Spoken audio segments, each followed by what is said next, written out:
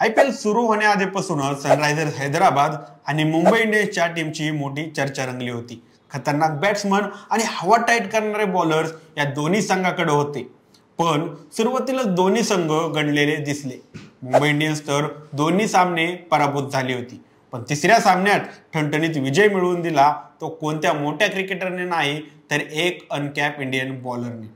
नाव अश्विनी कुमार, वय 23। अश्विनीने 2019 मध्ये पंजाबच्या असंघाकडून रणजी आणि विजय हजारे ट्रॉफी खेळली आहे। मुंबईने त्याला लिलावात केवळ 30 लाख रुपयांमध्येच खरेदी केला आहे। त्याने IPL मध्ये पदार्पणातच पहिल्या चेंडूवर KKRचा कर्णधार अजिंक्य रहाणेला बाद केलं आणि त्यानंतर मनीष पांडे, रिंकू सिंग आणि आंद्रे रसल अशा एकापेक्षा एक मोठ्या फलंदाजांना बळी घेतलं आणि IPL पदार्पणातील 4 बळी घेणारा तो पहिलाच भारतीय ठरला। 165 किलोमीटर प्रति तास वेगानं गोलंदाजी करणारा अश्विनी धारदार यॉर्कर गोलंदाजी करतो आणि त्याच्या वेगानं प्रकारांमध्ये back of the hand slower चेंडू आहे। 2024 मध्ये शेरे पंजाब T20 स्पर्धेत त्याच्या डेथ बॉलिंगसाठी त्याची दखल घेण्यात आली आणि अश्विनीची IPL मध्ये एंट्री झाली।